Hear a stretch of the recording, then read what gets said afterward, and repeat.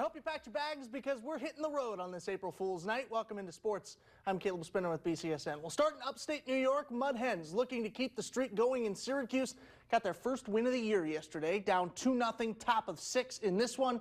When Gage Workman singles on a sharp liner to right field, that scores Jace Young. Trey Cruz up to second. Next at bat, Thomas Nido drills to right. Ryan Clifford there for the scoop and throw. It's on line, but the catcher can't hold on to it, and Cruz comes home to tie it at 2. But then the Mets add 2 in the 8th. Hens drop their 4th of the year.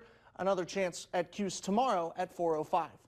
And speaking of the Hens, we're less than a week away from fans returning to Fifth Third Field. Next Tuesday, April 7th, Toledo hosts the St. Paul Saints, and BCSN will be there live from downtown with a 3 o'clock pregame show set up right by the home plate entrance. We'll have plenty of coverage to get you ready for the first pitch at 4 p.m. and after the final out on Sports Nightly and right here on 13 ABC.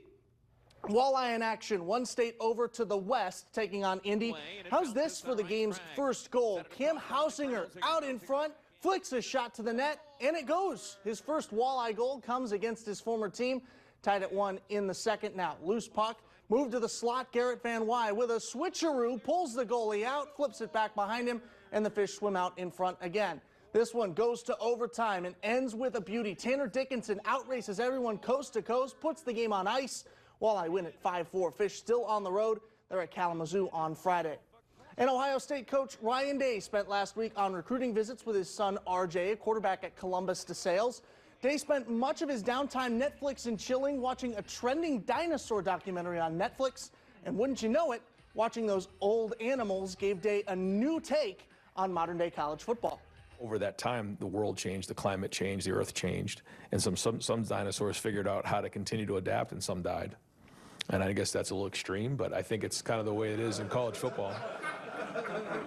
The people who know how to adapt are going to continue to move on, and the ones who don't, they die. This is another phase of it, is bringing in a whole half of your team is new. They've never played a down of football here, and we're not allowed to lose a game. So we're going to adapt, and we're not going to die.